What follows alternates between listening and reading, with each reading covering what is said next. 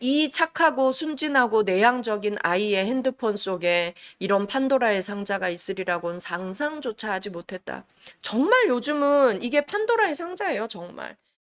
그리고 또 두 번째 마음 아픈 또 사례가 최근에 저에게 있었는데요. 이 어머니도 정말 벌벌 떨면서 저에게 연락을 주셨어요. 뭐였냐면, 우리 아이가 학교에서 연락이 왔는데 갔더니 이미 이제 경찰차 타고 경찰서로 넘어간 상태였다. 학교에서. 학교에서 무슨 그런 일이 일어날 게 있을까요? 이 학생은 고 1이었는데요. 이 학생이 학교에서 이제 여교사 휴게실에 핸드폰으로 몰래 이제 여교사들의 모습을 찍다가 이제 학교에서 현행범으로 바로 잡힌 겁니다. 근데 학교 이제 여교사가 또 바로 경찰서에 연락을 한 거죠. 그래서 이제 사건이 커진 상황이었는데요. 제가 이 아이를 만났어요. 만나서 너무 깜짝 놀랐어요. 너무나 순하고 너무나 모범적이고 너무 착한 아이였어요.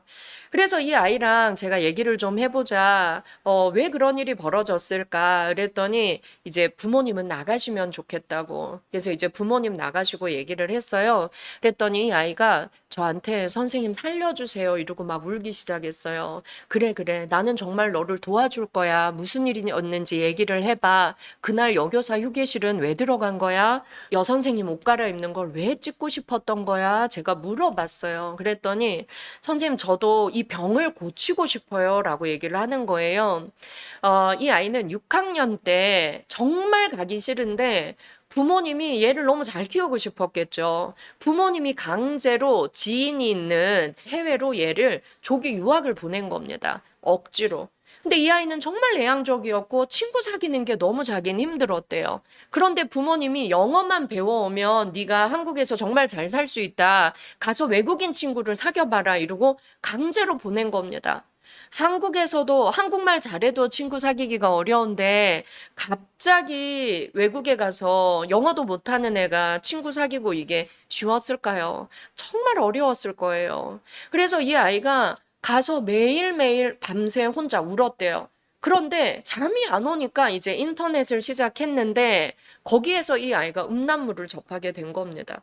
그래서 자기가 접한 음란물이 몰카였대요. 그래서 여자들의 치마송, 여자들 다리, 여자들 뭐 목욕탕, 탈의실, 예, 이런 이제 몰카 찍은 것을 보게 됐는데 그걸 보다 보니까 스트레스가 풀리고 굉장히 몰입하게 되더래요. 그래서 뭔가가 불안하고 공포스러울 때마다 그 몰카 동영상들을 자기가 찾아보고 있더라는 거예요. 그러다 보니까 어느 날 내가 직접 찍어보고 싶다는 충동이 생겼대요. 그런데 그 충동이 생길 때도 안 돼, 안 돼, 안 돼, 안 돼 라고 생각을 했는데 어느 날 한번 찍어봤는데 그 찍힌 사람이 모르고 가더라는 거예요. 전철에서 찍었는데. 그 여성의 치마 밑에 이제 핸드폰을 넣어서 이제 에스컬레이터 올라갈 때 찍었는데 아무도 모르고 그 여성도 모르더라는 거예요. 근데 그때 굉장히 쾌감이 느껴졌대요. 내가 맨날 보던 건 내가 맨날 보면서 쾌감을 느꼈는데 내가 찍었는데 안 들켰다는 거죠. 그런데 이 아이가 그때 한 번 성공하고 나니까 뭔가가 불안하고 스트레스가 쌓일 때 자기도 모르게 또 찍고 싶고 또 찍고 싶고. 그래서 제가 물어봤어요. 그랬구나. 그런데 그 찍은 걸 혼자 집에 와서 보면 너무 재밌었어? 너무 행복했어? 그러니까 아니었대요.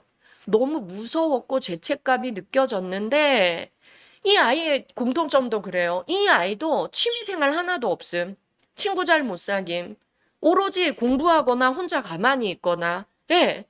그러니까 자기도 너무 죄책감이 드는데 뭔가가 해소가 안 되는 자기 속에 답답함이 있을 때 자기도 모르게 그러고 있더라는 거죠. 그래서 이 아이가 저한테 그랬어요. 선생님, 이건 무슨 병인가요? 그리고 나도 내가 왜 이러는지 도저히 모르겠어요. 그리고 그날도 학교에서 우연히 그 여교사 휴게실에 문이 열려 있더라는 거예요. 이렇게 문이 활짝. 근데 안에 아무도 없더래요. 그리고 이렇게 칸막이 커튼이 쳐져 있고. 그래서 자기도 모르게 충동적으로 들어갔대요. 충동적으로 들어가서 커튼이 쳐져 있는, 예, 그 안에 숨어 있는데 마침 여교사가 들어와서 옷 갈아입는 소리가 들리더라는 거예요. 그래서 이렇게 핸드폰을 이렇게 해서 찍었대요. 이렇게. 그런데 이 여교사한테 들킨 거죠. 그러면서 애가 펑펑 울면서 부모님께도 너무 죄송하고, 그리고 그 여교사님한테도 너무 죄송하고, 학교는 이제 더 이상 못 다닐 것 같다고, 아이가 너무 괴로워하면서 이 병을 좀 고쳐주세요 선생님 하고 아이가 너무 많이 울었어요. 그래서 제가 그래 우리 함께 노력해보자. 그런데 이 아이가 뭐라 그랬냐면 정말 자기도 이 병을 끊고 싶은데 선생님 이게 안 끊어져요. 여러분 지난주 방송에 왜 스포츠 토토 이런 데 빠진 아이들 우리가 얘기 나누었잖아요. 그래서 제가 그랬어요. 그래 끊기 어려우면 참는 법을 배우면 돼. 그럼 선생님 어떻게 참아요? 우리가 스트레스가 많이 쌓이고 그리고 뭔가가 해소가 안 될 때 다르게 해소할 수 있는 긍정적 해소 방법을 너가 좀 알면 도움이 됐을 텐데 얘는 운동도 취미가 없어. 친구도 안 사겨. 아무것도 없고 방에 가만히 밖에 자기는 없었다는 거예요. 그래서 이 부모님을 제가 만났어요. 부모님을 만나서 보니까 부모님도 되게 내향적이세요. 그리고 두 분 다 하루 종일 일만 하고 아이들과 대화를 해본 적이 없다는 거예요. 휴일에는 뭐 하나요? 온 식구가 자기 방에서 가만히 다 핸드폰 한다는 거예요. 아버지 취미 없으세요? 아버지 취미가 없대요. 그리고 우리가 못 누린 거 얘들이 누리게 하려고 우리는 무조건 개미같이 돈 벌어서 얘를 조기 유학 보내고 우리는 너무 부모로서 잘한 것 같아서 행복했었다고. 근데 얘가 2년 만에 돌아왔을 때 너무 슬프고 괴로웠다는 얘기만 하시더라고요. 이 아이는 제가 변호사를 연결했습니다. 그래서 이제 경찰 조사도 받고 첩첩산중이에요. 그래서 이제 변호사한테도 제가 충분히 설명을 했죠. 얘가 정말 자기가 변하려는 의지가 있고 이게 병이다라고 본인이 자기의 충동을 억제하지 못하는 병이다라고 인지를 하고 있다. 그리고 이제 정신과 치료하면서 충동을 억제할 수 있는 약물 치료도 시작을 했고 그리고 이제 상담 치료도 꾸준히 받고 온 가족이 협력해서 부모님도 함께 상담 치료에 동참하면서 이 아이가 잘 참으면서 자기의 이런 병적인 증상들 다른 방향으로 긍정적으로 자기의 스트레스를 해소하고 이 잘못된 것을 인지하고 멈추는 용기를 내는데 어른들이 다 협조하기로 했다. 제발 선처해달라. 이렇게 저희가 정신과 의사 이제 변호사님까지 다 이렇게 하나의 프로그램을 만들었어요. 그리고 경찰에 이제 선처를 하기로 그렇게 진행이 되고 있습니다. 근데 이 아버지가 그날 펑펑 울면서 얘기하셨어요. 그냥 내 아이가 내향적이고 착하다고만 생각했다. 그리고 우리는 아이가 방 안에서 공부만 한다고 생각했다. 그런데 이 착하고 순진하고 내향적인 아이의 핸드폰 속에 이런 판도라의 상자가 있으리라고는 상상조차 하지 못했다.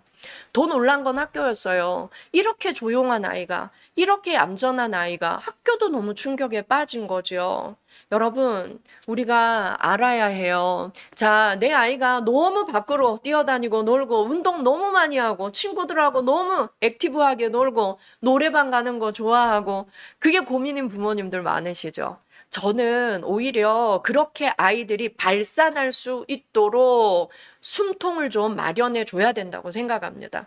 그리고 가족이 함께 할 수 있는 취미 생활도 좀 있어야 돼요. 아이들이 스트레스 해소하고 좀 즐겁게 스트레스를 푸는 거, 그거 내 부모님한테 배우거든요. 긍정적으로 푸는 건. 네. 그런데 부모님과 함께 그런 즐거운 이런 것들을 배우지 못한 아이들이 정말 요즘은 이게 판도라의 상자예요, 정말. 이것만 가지고 있으면 정말 놀라운 너무나 자극적이고 정말 그 순간의 쾌락을 느낄 수 있는 놀라운 세계들이 이 안에 있잖아요. 그래서 제가 물어봤어요. 아버지, 이 아들하고 목욕탕 가보신 적 있으세요? 그랬더니 초등학교 가기 전에 데려가 보고 가본 적이 없는 것 같다. 뭐 캠핑 가보신 적은 있으세요? 아, 그것도 얘 아주 어릴 때 10살 이전에 가보고 못 가본 것 같다. 예. 가족이 여행 가본 적은 언제예요? 아, 우리 부부가 진짜 둘이 같이 편의점을 또 하시더라고요.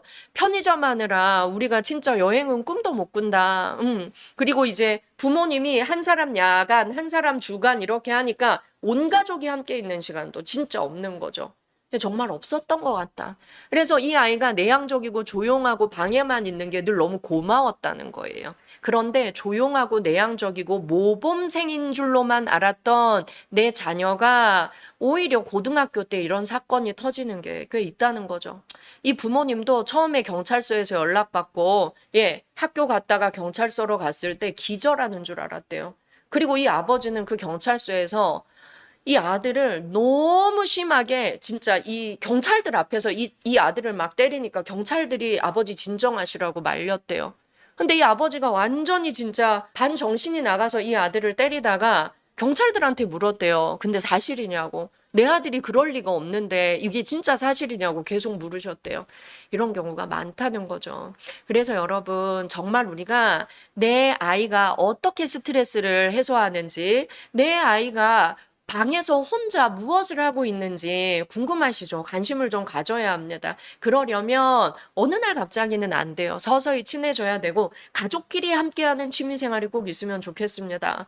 그래서 제가 그날 그 아들하고 부모님하고 앉아서 우리 연습하자. 지금부터 하자 그랬어요. 지금부터 하자.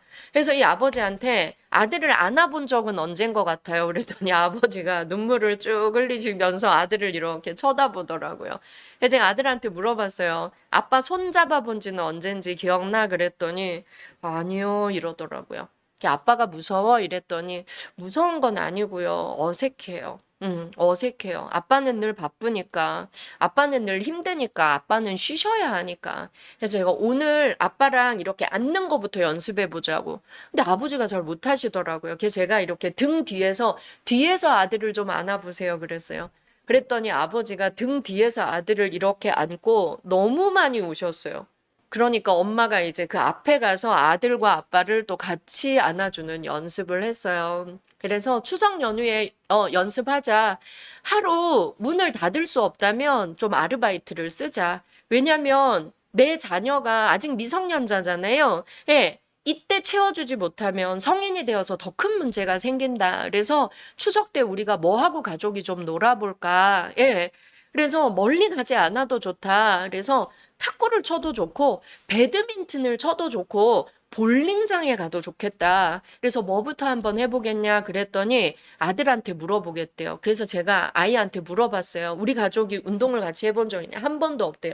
너 해보고 싶었던 거 없냐 그랬더니 볼링장은 한번 가보고 싶었다는 거예요. 이 집이 이제 4인 가족이더라고요. 두 명 편 먹고 볼링장에 한번 가보자. 그리고 일주일에 한 번은 가족이 함께 뭘 하는 걸 꼭 만들어 보자. 그래서 아버지가 해보시겠다고. 그렇게 이야기가 진행되고 있답니다.